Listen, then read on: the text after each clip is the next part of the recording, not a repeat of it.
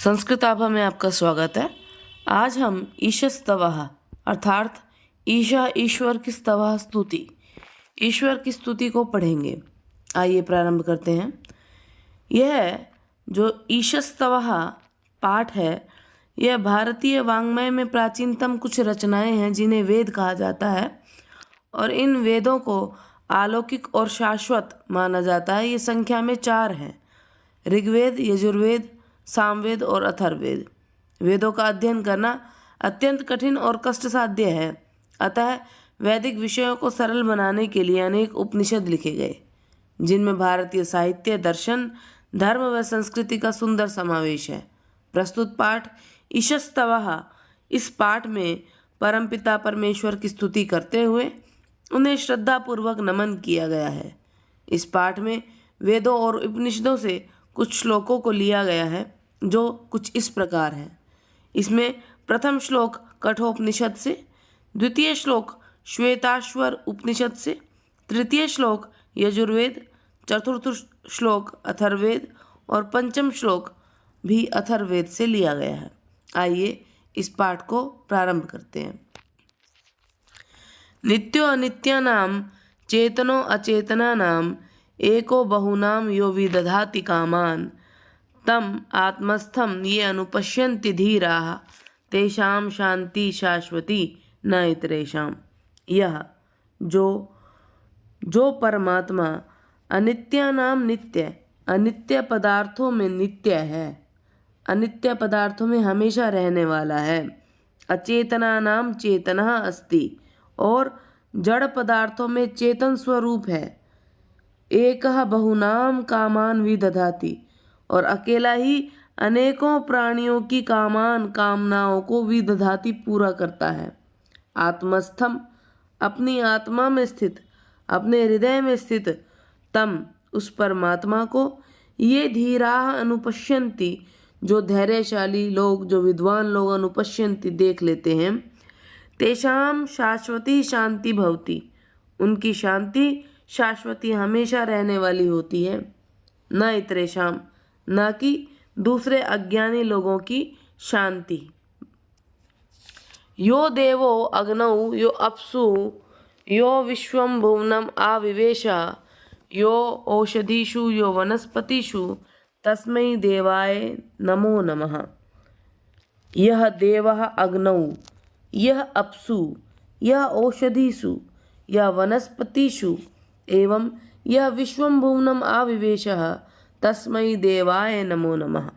यह देवः जो परमात्मा अग्नौ अग्नि में, यह अप्सु और जो परमात्मा जल में, यह औषधिषु जो परमात्मा औषधियों में, यह वनस्पतिषु जो परमात्मा वनस्पतियों में, एवं इस रूप में यह परमात्मा जो परमात्मा विश्वम भुवनम आविवेशा पूरे संसार में प्रविष्ट हुआ है, तस्मै देवाय नमो नमः।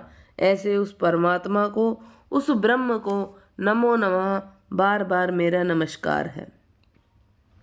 बलम असि बलम मयि देहि, ओजो असि ओजो मयि देहि, मन्युरसि मन्यु मयि देहि, सह्यो असि सह्यो मयि देहि। हे परमात्मा, त्वं बलम असि मयि बलम देहि। हे परमात्मा, तुम बल स्वरूप हो, मयि बलम देहि, मुझ में बल धारण कराओ। त्वम ओजा असि मयि ओजा देहि। हे परमात्मा, तुम तेज स्वरूप हो, मयि मुझ में ओजा देहि, मुझ में तेज को धारण कराइए। त्वम मन्यु असि मयि मन्यु देहि। हे परमात्मा, तुम क्रोध रूप हो, मयि मुझ में मन्यु देहि, क्रोध को धारण कराइए।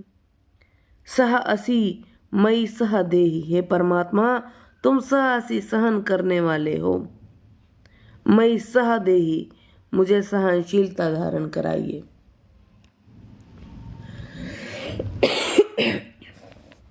अभयम मित्रात् अभयम अमित्रात्, अभयम ज्ञातात् अभयम पुरोयः, अभयम नक्तम अभयम दिवानाः, सर्वा आशा मम मित्रं भवन्तु। हे परमात्मा, न हमारे लिए मित्रात् अभयम भवतु, मित्र से कोई भय ना हो, कोई डर ना हो। अमित्रात् अभयम भवतु, और शत्रु से भी कोई भय ना हो। ज्ञातात् अभयम भवतु, जो हमारा परिचित है उससे हमें कोई भय ना हो। यह पुरा अस्ति, जो हमारे सामने है, तस्मात् अभयम, उससे भी हमें भय ना हो। नक्तम अभयम दिवा अभयम, हमें रात में भी कोई डर ना हो, दिवा अभयम, और दिन में भी डर ना हो। सर्वाः आशाः मम मित्रम भवन्तु, सभी दिशाएं मेरी मित्र हो जाएं। मधुन्मे निष्क्रमणम मधुन्मे परायणम, वाचा वदामि मधुमत भूयासम मधुसदृशम।